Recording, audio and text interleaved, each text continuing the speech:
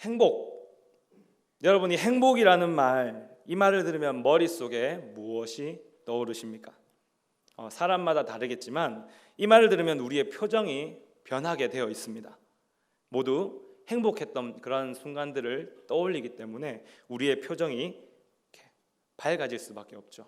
우리 옆에 사람들 한번 쳐다보십시오. 옆에 사람들 한번 쳐다볼까요? 네, 쳐다봐 주세요. 어떻습니까? 행복해 보이십니까? 네. 재밌게 생겼나요? 네. 인생에 있어서 여러분들은 어떤 때가 가장 행복하셨습니까? 아니면 어떤 순간이 가장 행복할 것 같습니까? 제가 설교를 준비하다가 아내에게 한번 물어봤습니다. 당신이 행복했던 때는 언제야? 그렇게 물어봤더니 잠시 생각하더니 미소를 띠면서 이야기를 하더라고요. 잘 때 침대에 누워서 자기 품에 안겨 있을 때 가장 행복해 그러더라고요. 네, 듣고 나니까 제 아내에게 있어서 제가 그런 존재라 이렇게 생각을 하니까 기분이 괜히 너무 좋더라고요. 네. 또 아내는 요즘에 화분을 보러 옥상에 올라갑니다. 그때가 너무 행복하다 그러더라고요. 옥상에 올라갔을 때 들리는 이 생활 소음, 그것 때문에 너무 행복하다고 합니다. 심지어는 이 근처 아파트에서 이 한 초등학생이 부르는 삑사리만이라는 리코더 소리 들어보셨죠? 그 소리를 들어도 행복하다고 이야기합니다. 또 저희 집에 보면은 한 번씩 색소폰 소리가 막 들리거든요. 그러면 그 색소폰 소리가 어떤 소리냐면 계속 앞부분만 하고 또 하고 또 하고 또 하고 이렇게 반복이 된다라는 거죠. 그 소리마저도 그렇게 반갑더라라는 것입니다. 저희 아내는 경북예고를 졸업했습니다. 그리고 영남대학교 음대에서 오보에를 전공했거든요. 그래서 가장 싫어하는 것이 이 악기 연주나 노래를 할 때 틀리는 거래요. 음정이 안 맞을 때 너무 싫답니다. 음악을 좀 즐기고 싶은데 자기도 모르게 이게 예민하니까 이렇게 민감하게 반응하게 된다라는 거죠. 그런데 리코더 그 삑사리 소리, 색소폰의 그 반복되는 그런 초보 연주적인 그런 소리가 너무 행복했다고 이야기합니다. 신기하죠? 마지막으로 지난 월요일이죠. 오랜만에 가족들이 만난 자리가 또 너무 행복했다 그렇게 이야기하더라고요. 제가 그래서 다시 물었습니다. 그때가 왜 행복해? 아내의 대답을 다 듣고 나니까 이해가 좀 되더라고요. 아내가 제 품에 안겨 있을 때 가장 행복했던 이유, 뭐 때문에 그랬을까요? 평소에 둘이 있는 시간이 너무 부족했던 거예요. 이야기를 좀 더 많이 하고 싶은데 그게 부족하니까 같이 있고자 하는 마음이 너무 큰데 그렇지 못하니까 그랬던 것이죠. 또 아시는 분 아시겠지만 이제 저희 아내가 임신한 지가 7개월 정도 다 되어 갑니다. 이제 8월이면 문종현 주니어를 만나게 될 수 있습니다. 코로나 상황 속에서 이 임신 때문에 어쩌면 다른 사람들보다도 더 이렇게 집에만 있어야 하는 그런 상황이었거든요. 너무 답답했던 거죠. 다른 사람들보다 더욱 민감하게 반응을 할 수밖에 없는 이 코로나 상황이 그래서 좀 진정되고 나서 날씨가 따뜻해서 옥상에 이렇게 올라가니까 빼앗겼던 일상들, 이 빼앗겼던 환경들이 다시 이렇게 접하게 됨으로써 너무너무 행복했던 것입니다. 가족 역시 그렇겠죠. 늘 같이 있었지 않습니까? 근데 제가 여기 이사 오면서 한동안 만나지 못했어요. 코로나 때문에 만나지 못했어요. 부모님들이 저희로 하여금 묻고 있는 모습들, 조카가 이모에게 또 언제 올 거야 언제 올 거야 하는 그런 질문들이 우리가 부모님을 만나러 가는 게 너무 힘들고 피곤하지만 그걸 다 이길 정도의 기쁨을 주었다라는 것입니다. 여러분들은 어떻습니까? 이런 기쁨의 순간들이 모두 한 번쯤은 다 있을 것입니다. 또 지구상에 있는 모든 사람들이 다 이러한 순간들이 있었겠죠. 그 기억들을 간직하고 두고두고 꺼내서 보게 됩니다. 모든 사람이 행복한 그 순간을 기억한다는 것, 그것을 잘 한번 생각해 볼까요?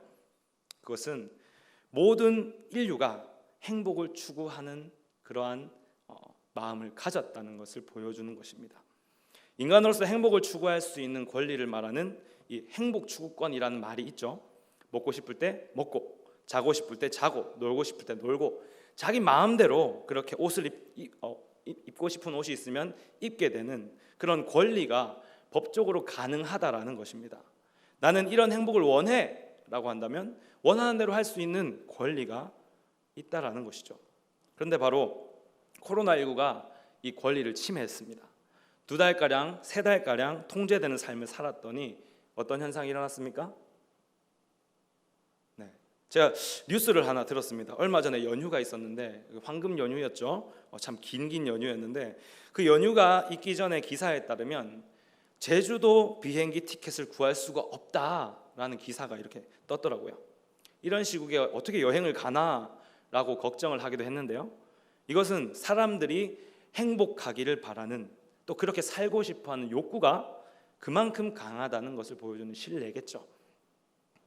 행복을 추구한다면, 사람들이 그렇게 행복을 추구하는 삶을 살아간다면 그 추구하는 것에도 기준이 또 있을 것입니다.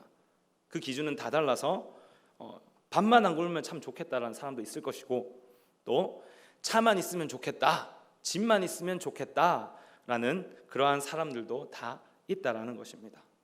우리 소확행이라고 들어보셨죠? 작지만 확실한 행복. 이 소확행이라는 말을 보면 역시 행복감에 있어서 크고 작은 기준을 가지고 이렇게 느끼고 있음을 확인할 수가 있습니다. 그렇다면 이 소확행, 기준이 있다면 그 기준을 정하는 사람은 누구일까요? 바로 자기 자신이다라는 것입니다. 자기가 마음에 얼마나 만족하느냐에 따라서 이 소확행의 기준이 달라질 수가 있습니다.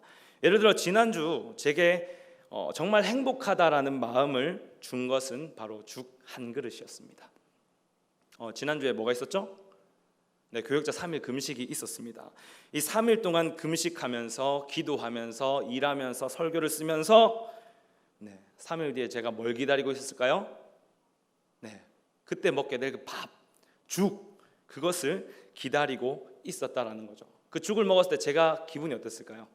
표정이 어땠을까요? 그때 제가 죽 먹고 바로 닭 먹으러 갔거든요. 이런 기분은 이 금식을 해본 사람만이 알 수 있을 것입니다. 정말 너무너무 행복했다라는 것이죠. 하지만 저의 이런 소확행을 두고 제3자가 공감을 별로 못할 수도 있을 것입니다. 에이 뭐 그런 거 가지고 행복식이나 그렇게 이야기하냐, 그럴 수 있는 사람들이 있고요. 또 정말 행복하겠어요, 이렇게 공감해주는 사람들이 있을 것입니다. 다시 말해, 이 제3자가 저를 바라볼 때 자신이 가진 그 기준에 따라서 그것이 크기도 하고 작기도 하다라는 것이죠. 반대로 한번 생각해 볼까요? 누군가가 해외여행을 갔습니다. 해외여행을 가서 이게 비싼 명품 가방이 있죠. 제 아내에게 물어보니까 똥가방이라고 이야기하는데, 이 똥가방을 딱 사고 사진을 SNS에 이제 올리면서 샵 소확행 이렇게 쓴다면 사람들은 대부분 그것을 보고 부러워할 것입니다. 또 부유한 사람을, 넉넉한 사람들을 늘 사람들은 부러워하고 있다라는 겁니다. 왜 이런 현상이 발생하는 걸까요? 그것은 내가 하지 못하는 것을 그들이 하고 있기 때문이죠. 다시 말해, 이런 부러움들은 나에게 없는 부분, 내가 할 수 없는 부분을 다른 사람은 하고 있으니까 거기에서 비롯된 부러움이다라는 것입니다. 여러분들은 어떻습니까? 아주 높은 행복의 기준을 추구하고 살고 있습니까? 아니면 소소한 기준을 가지고 살고 있습니까? 지금 나의 삶이 행복하신가요? 아니면 더 좋은 삶을 꿈꾸고 계신가요? 여기 모인 모두는 각자 가지고 있는 행복의 기준들이 있을 것입니다. 전 세계 모든 사람들도 다 그러할 것입니다. 그렇다면 이러한 객관적인 많은 기준들 가운데 누가 봐도 정말 행복한 그런 사람은 어떤 사람일까요? 오늘은 복 있는 사람과 악인을 비교하며 노래하고 있는 시편 1편 말씀을 살펴볼 것입니다. 이 말씀을 통해 우리의 삶을 다시 한번 돌아보고 이러한 질문에 대한 답을 찾는 그런 귀한 시간 되시길 소망합니다. 저는 오늘 이 시편 1편 말씀을 3가지 질문을 통해 다뤄볼 것입니다. 첫 번째 질문입니다. 정말 행복한 사람은 어떤 사람인가? 본문 1절 말씀을 보면 복 있는 사람이 등장을 합니다. 여기서 복 있다 할 때 이 복은 히브리어로 아쉬레입니다. 이 아쉬레는 행복이라는 뜻을 가지고 있습니다. 그래서 신명기 33장 29절을 보면 아쉬레가 행복한 사람으로 나타나고 있죠. 문자적으로 봤을 때 복 있는 사람은 곧 행복한 사람입니다. 그럼 여기서 나타나는 이 복 있는 사람은 도대체 어떤 이유로 행복한 것일까요? 우리 말씀 3절 하반절을 보면 이렇게 이야기를 하고 있습니다. 앞에 자막이 뜨죠. 그가 하는 모든 일이 다 형통하리로다. 우리가 흔히 형통이라는 이야기를 하면 모든 일이 잘 된다는 뜻으로 인식을 하고 있습니다. 번영과 성공과 꾸준한 진전에 그러한 진전이 있음을 의미하는 말이 형통이죠. 예를 들어서 우리의 삶에서 대학도 잘 진학하고 직장 취직도 잘하고 사업도 너무 잘 되고 아프지도 않고 결혼을 해가지고 정말 남부럽지 않은 그런 가정을 꾸리고 자녀를 낳아서 잘 양육해서 키우는 모습들, 이러한 것들이 복합적으로 갖춰졌을 때 우리는 뭐라고 이야기합니까? 저 사람 형통하다라고 그렇게 이야기한다라는 것이죠. 이것을 잘 생각해 보면 어떻죠? 다분히 물질적이라는 겁니다. 우리가 새해 복 많이 받아라 이런 말을 새해가 되면 많이 하죠. 그때의 복 역시도 주로 물질적인 소유와 번영을 이야기하면서 하는 말이다라는 것입니다. 근데 이 복을 문자적으로 한번 생각해 보면 어떨까요? 그것은 물질적인 것이 결코 아니라는 것입니다. 마음의 상태와 관련된 것이 이 행복이다라는 것이죠. 그럼 물질적인 것이 복 있는 사람의 행복의 이유가 아니라면 무엇이 행복의 이유가 될까요?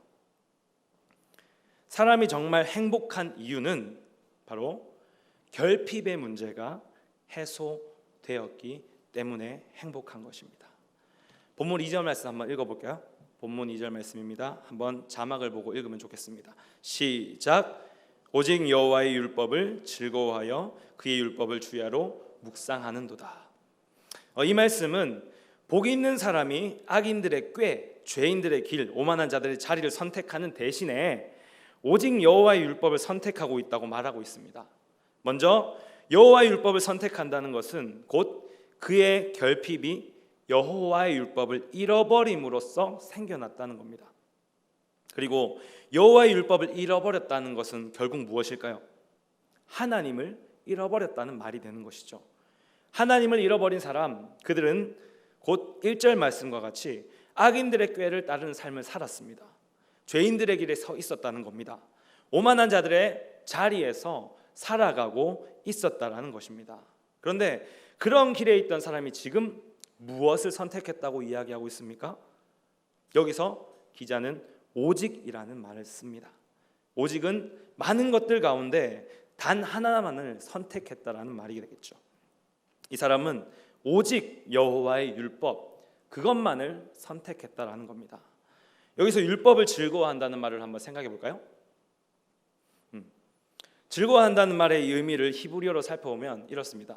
극단적인 쾌락 혹은 만족감, 이런 것을 의미합니다. 쾌락이라는 말은 성경에선 대체로 부정적으로 사용이 되죠. 육체의 기쁨이나 정욕이나 이러한 것들을 이야기할 때 우리가 쾌락이라는 말을 씁니다. 사도 바울은 이 쾌락을 말세의 특징 가운데 하나로 보고 있죠.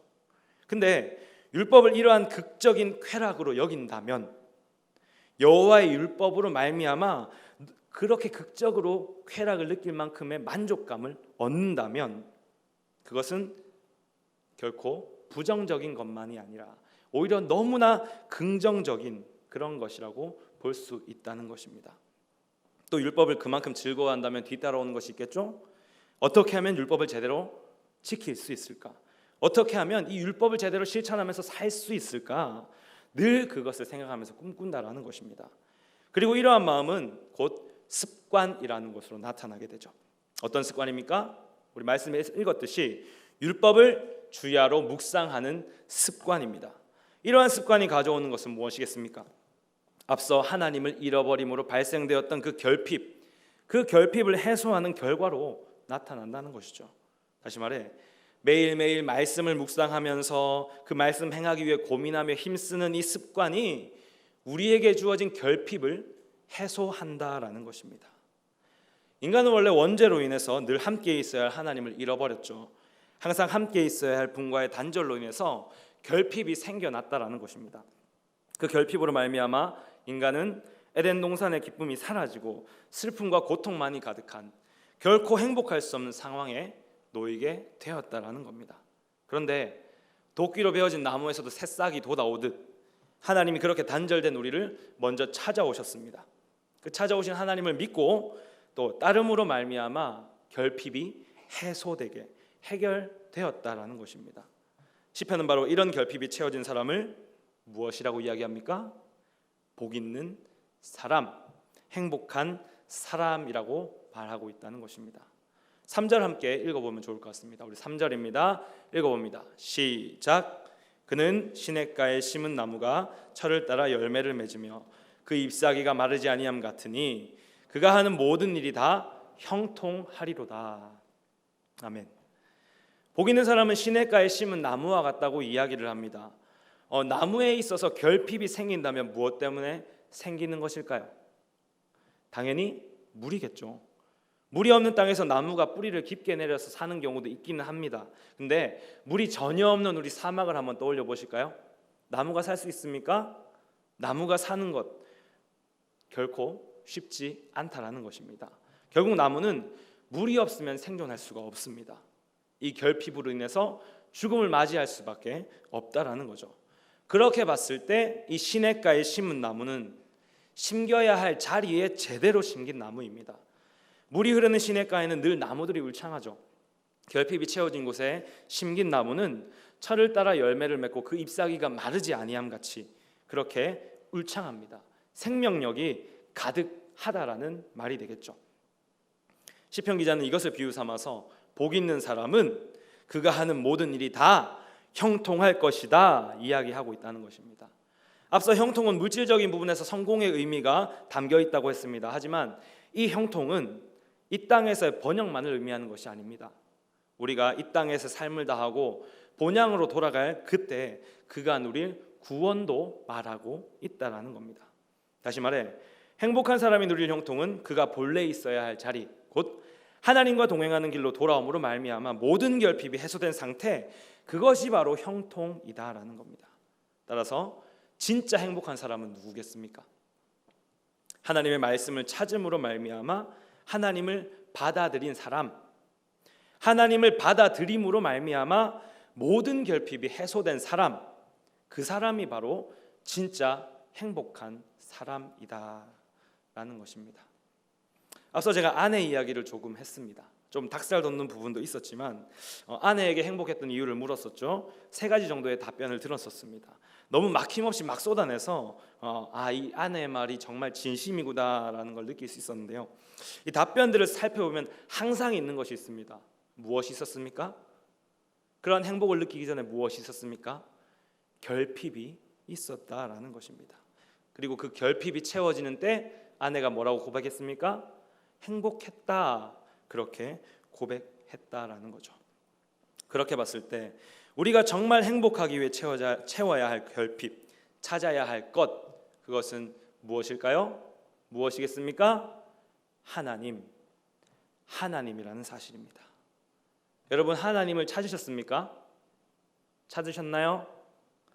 결핍이 좀 해소되셨습니까?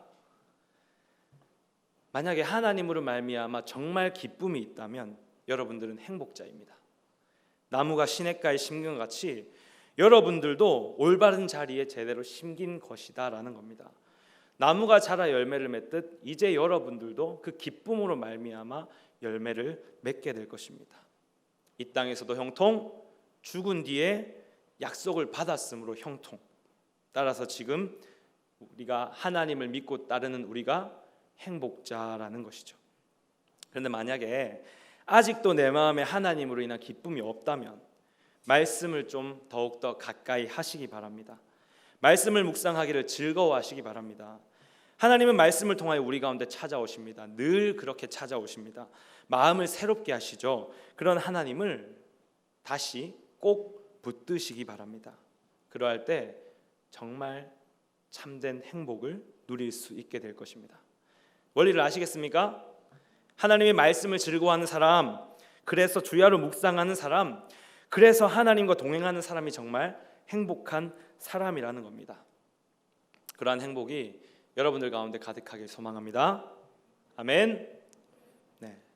시편 1편에 보면은 이 복 있는 사람이 나오는가 하면 반대 악인의 사람도 나옵니다. 우리 말씀 4절 5절 한번 읽어볼까요? 다시 시작. 악인들은 그렇지 아니하며 오직 바람에 나는 겨와 같도다. 그러므로 악인들은 심판을 견디지 못하며 죄인들이 의인들의 모임에 들지 못하리로다. 본문은 여기서 악인을 두고 바람에 나는 겨와 같다고 표현합니다. 겨라는 표현을 통해서 우리는 이 시편 기자가 악인을 바라보는 시각이 어떤지를 알 수가 있죠. 겨는 벼나 보리와 같이 곡식을 찢고 나면은 이렇게 남는 껍데기를 이야기하죠. 이 껍질은 가볍기 때문에 바람이 이렇게 불면 날아가서 어디로 날아가는지조차 찾을 수 없는 게 바로 이 겨입니다. 시편 기자는 악인을 어떤 존재로 이해하고 있습니까? 바람에 날려 사라질 존재가 악인이다, 그렇게 바라보고 있다라는 것입니다. 다시 말하면 절대로 행복해질 수 없는 존재로 그 존재가 악인이다, 그렇게 이해하고 있다라는 겁니다. 여기서 저는 이제 두 번째 질문을 해봅니다. 왜 악인은 행복을 누리지 못하는가? 왜 악인은 행복을 누리지 못하는가? 4절을 자세히 보면 오직이라는 말이 쓰이죠. 오늘 이 오직이 한 번 더 쓰였습니다. 어디서 보셨죠? 복 있는 사람 이야기할 때 오직이라는 말을 한 번 더 이야기했는데요. 이 오직이라는 말은 틀림없이라는 의미를 가집니다. 곧 틀림없이 겨와 같이 날려 사라질 존재, 그게 악인이라고 분명히 이야기하고 있죠. 더 나아가서 5절은 이런 악인이 결국 어떻게 되는지 한 번 더 강조합니다. 악인들은 심판을 견디지 못하며 의인들의 모임에 들지 못하리라. 왜 악인은 이렇게 될 수밖에 없을까요? 4절 말씀에 보면 악인은 그렇지 아니하며 라고 이야기를 하고 있습니다. 이 말은 앞에 있었던 복이 있는 사람과 정반대의 이야기가 악인의 이야기임을 보여주는 것이죠. 마치 데칼코마니와 같습니다. 우리 추억의 초등학교 시절 데칼코마니 다들 기억하시나요? 기억나십니까? 네, 국민학교 출신도 여기 있는 줄 아는데, 저도 입학은 국민학교로 했는데요, 졸업은 초등학교로 했습니다. 어쨌든 그 국민학교에서, 초등학교에서 이 데칼코마니를 해볼 때 어떻게 했습니까?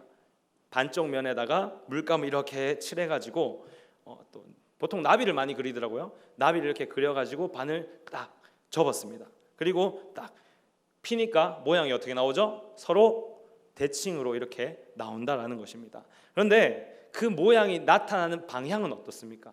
모양은 똑같은데 방향은 서로 반대라는 것입니다.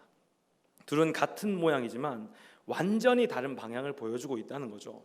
서로 다른 방향, 그것은 무엇을 보여주는 것이겠습니까? 같지만 다른 결과를 보여주고 있다는 거죠.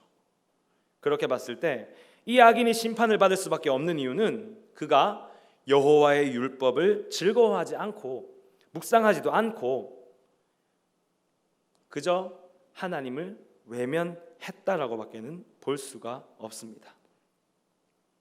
여호와의 율법, 하나님의 말씀을 모르는 자가 하나님을 알 수 있을까요? 하나님의 존재를 모를 뿐더러 도리어 거부한다라는 것입니다. 마음에서 거부하기 때문에 결코 행복을 누릴 수가 없습니다. 우리 교단은 예정론을 믿죠. 예정론을 믿습니다.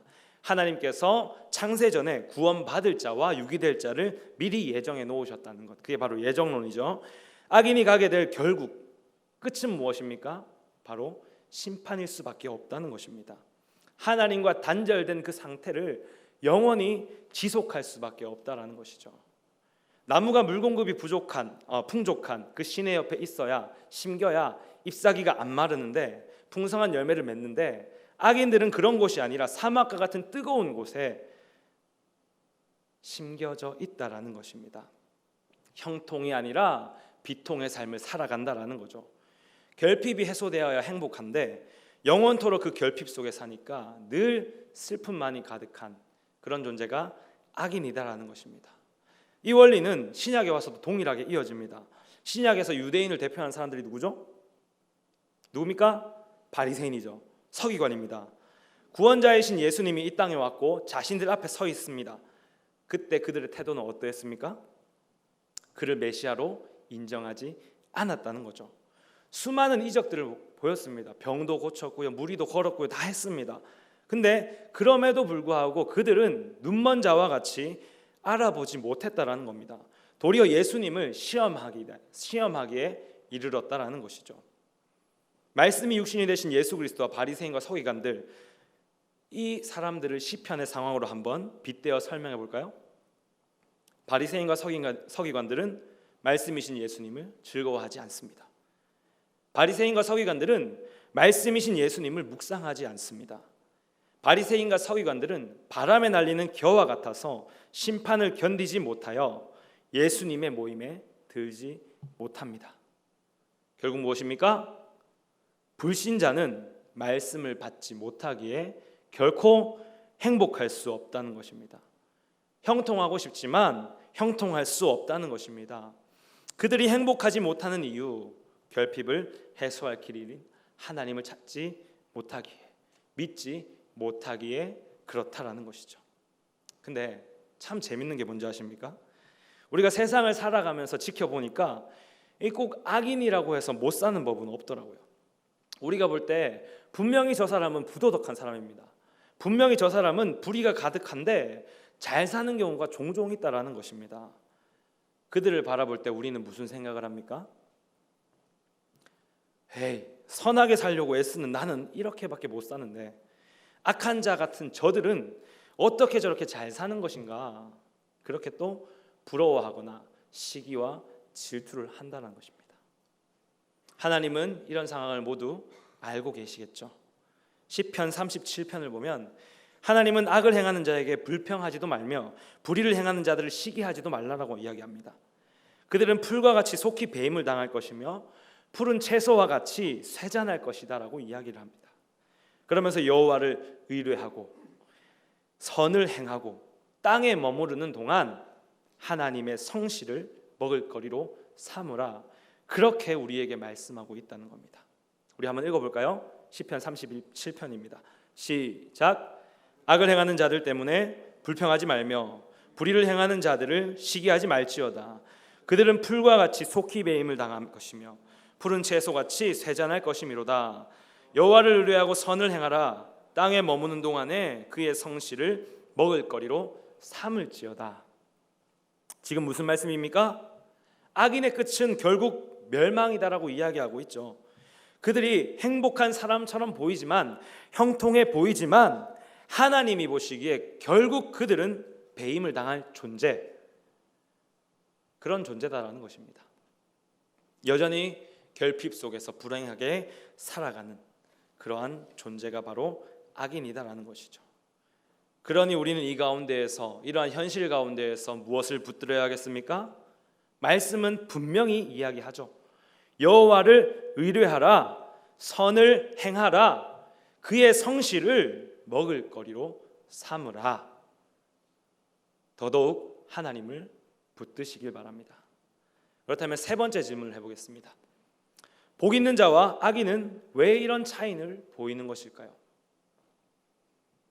복 있는 자와 악인은 도대체 왜 이런 차이를 보이는 것일까요? 이유는 마음의 욕망 때문입니다. 욕망은 결핍에서부터 시작되고 부족한 것을 느껴서 무엇을 가지거나 누리고자 할 때 생기는 마음입니다. 이 땅을 사는 모든 사람들은 이러한 욕망을 다 가지고 있습니다. 여러분들도 가지고 있습니다.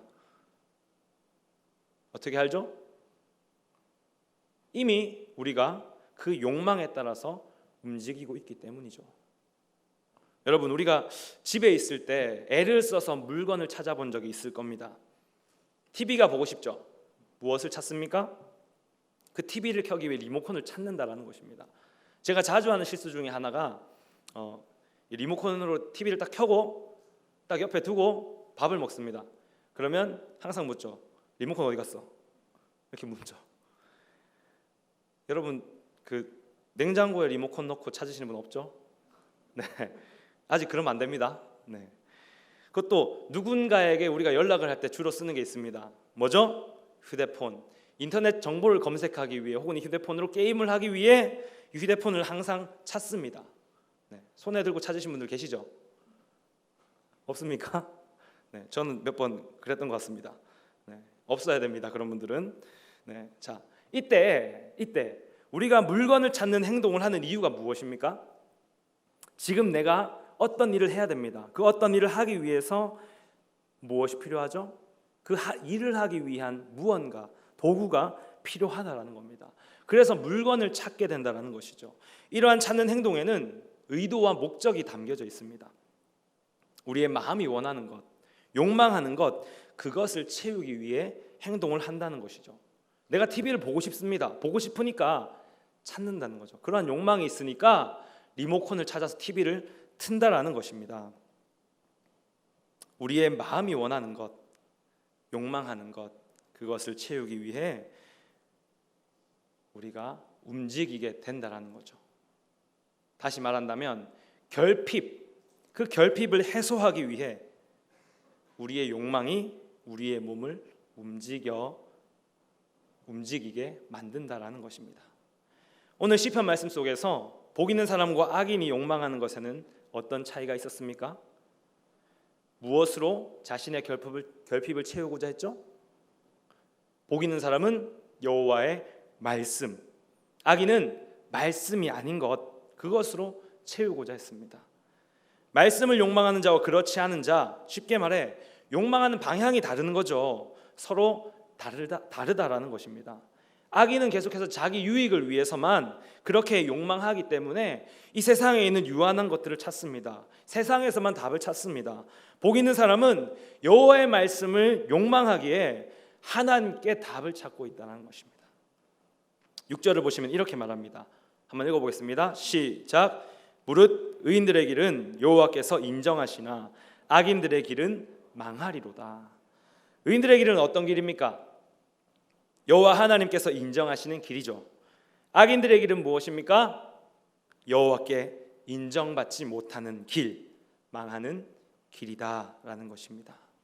하나님의 말씀을 욕망하는 자는 그에게 인정을 받아 행복을 누리게 될 것이고, 자기의 유익을 욕망하는 자들은 인정을 받지 못해서 망하게 될 거라는 말입니다.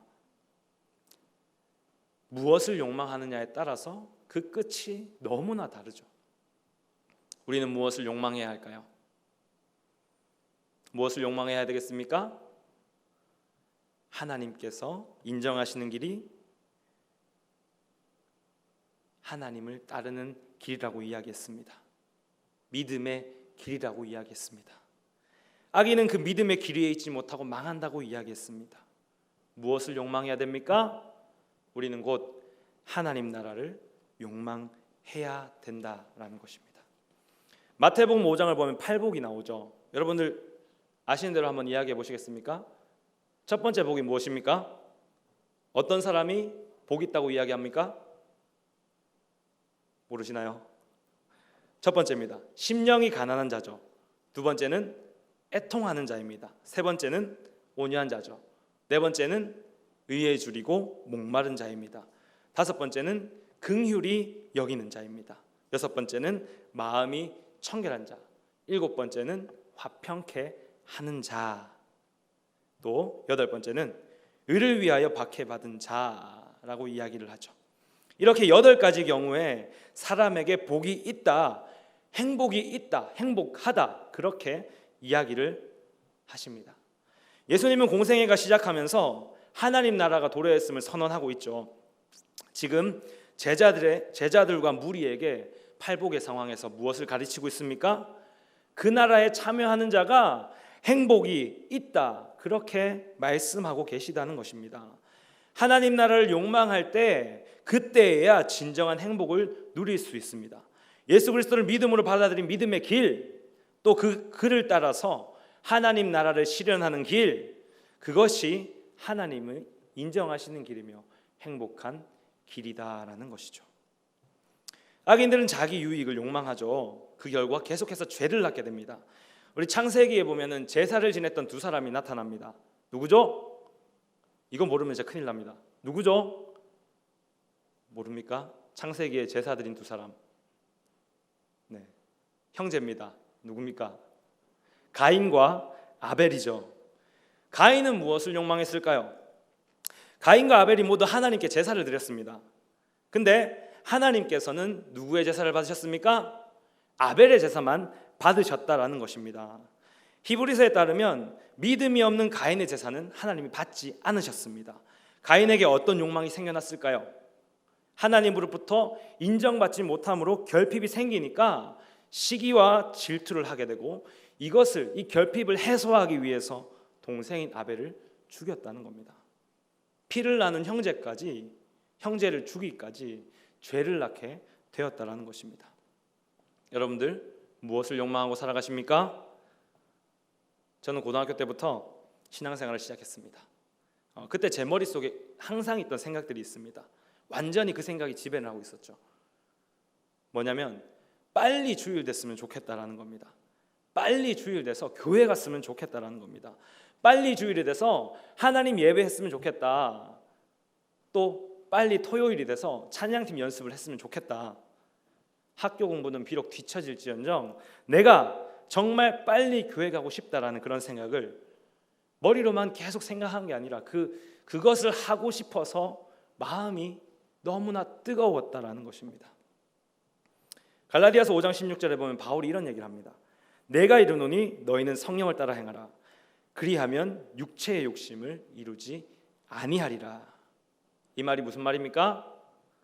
우리가 성령을 따라 행하는 것, 다시 말해 그의 백성으로서 하나님 나라를 욕망한다는 것, 그것은 우리의 육체의 만족, 자기 만족을 얻기 위한 욕망이 아니다라는 것입니다. 우리가 가져야 할 바른 욕망이 이러한 욕망이다라는 거죠. 여러분이 애써 이 자리에 예배하러 나온 것, 무엇 때문에 나왔습니까? 예배는 주는 것과 받는 것이 공존하는 자리죠. 우리가 마음을 하나님께 드리면 그분은 말씀 가운데 우리에게 은혜라는 체험을 주십니다. 이것이 언제 가능하겠습니까? 하나님 나라를 욕망할 때 가능하다라는 겁니다.